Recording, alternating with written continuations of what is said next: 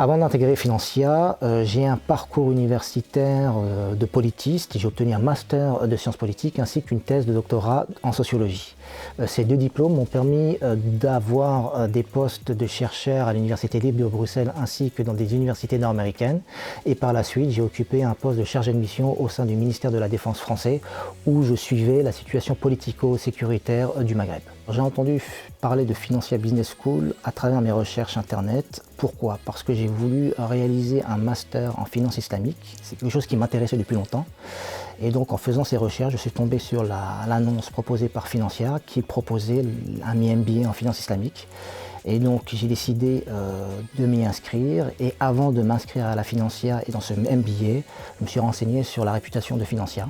Et je me suis rendu compte que c'était une école de bonne facture et qui excellait dans le domaine des finances. La raison pour laquelle j'ai décidé de poursuivre ou de reprendre les études en finance islamique est assez simple. Parce que j'avais véritablement un désir de me reconvertir professionnellement. J'arrive plutôt à un âge dans lequel on se pose des questions, on a envie de nouveaux challenges. Et j'ai trouvé dans la finance islamique un challenge qui répondait, si vous voulez, à mon envie.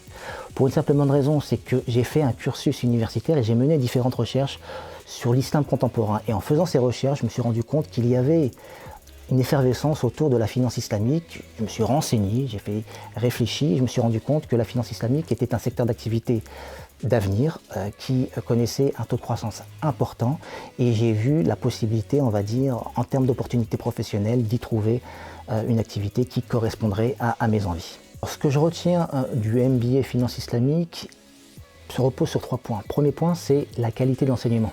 On a affaire à des professionnels, des universitaires qui sont tous entrepreneurs, consultants et qui maîtrisent parfaitement, on va dire, leur sujet.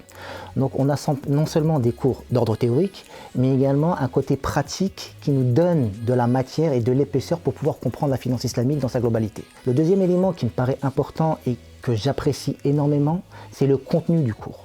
Le contenu du cours est très précis, précieux et on a affaire à des gens qui font œuvre de pédagogie pour des personnes qui ne connaissent pas forcément la finance islamique. Et donc c'est très très intéressant. Troisième élément, c'est qu'on a affaire à des professeurs qui ont un réseau.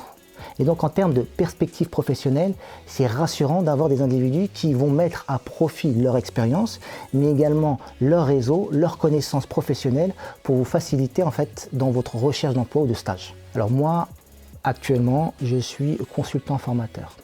Autrement dit, je suis quelqu'un qui fait des formations auprès d'un certain nombre de collectivités territoriales sur des problématiques liées au vivre ensemble, liées aux politiques publiques, donc des questionnements, si vous voulez, qui sont éloignés de la finance en général et de la finance islamique en particulier. Donc pour moi, ce MBA est l'occasion de mettre à jour un certain nombre de connaissances, parce que je suis friand de réflexion, et ce MBA est pour moi l'occasion d'apprendre des nouvelles choses. Ça, c'est un élément fondamental. Le deuxième élément qui me paraît important par rapport à ce MBA, c'est qu'il correspond à mon envie de reconversion professionnelle. L'idée pour moi est peut-être, grâce à ce MBA, intégrer des institutions internationales telles que la BID, la Banque islamique de développement, peut-être ouvrir ma boîte de consulting en matière de finance islamique. Et pour moi, je viens d'un milieu éloigné d'un point de vue intellectuel de la finance islamique. Je viens de la sociologie. Et donc, bien que je sois carencé en termes de technicité financière, je retrouve, si vous voulez, le souci de la part des professeurs, cette volonté de vulgariser et de donner à profit, on va dire, un savoir accessible à tous, s'agissant de la finance islamique, même si on n'est pas un spécialiste de la finance islamique.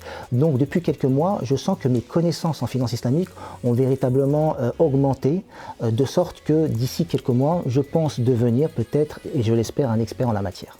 Moi, je suis à l'heure actuelle consultant formateur. Le métier de consultant formateur est assez simple. C'est de la consultance, autrement dit, je rédige un certain nombre d'articles, de policy papers, de rapports, des notes d'analyse pour des collectivités territoriales sur un certain nombre de questions liées au vivre ensemble, à la diversité religieuse, diversité sociale, les politiques publiques de la ville, etc. etc. Donc c'est des questions où c'est une expertise de travail qui est éloignée de la finance islamique.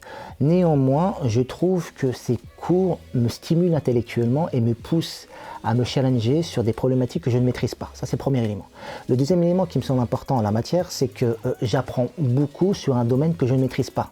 Donc c'est quelque chose que j'apprends et c'est stimulant intellectuellement et ça me permet de me confronter à d'autres professions. Pourquoi? Parce qu'au sein du MBA, il y a des collègues de la promotion qui ont des profils et des activités professionnelles complètement différentes et ça m'ouvre à un nouveau secteur qui est celui de la finance. À l'issue de ce MBA en finance islamique, j'aspire à deux fonctions. La première, c'est peut-être, et je l'espère véritablement, devenir un haut fonctionnaire, un fonctionnaire de la Banque islamique de développement et de m'occuper de tout le volet finance islamique ou d'un secteur particulier de la finance islamique.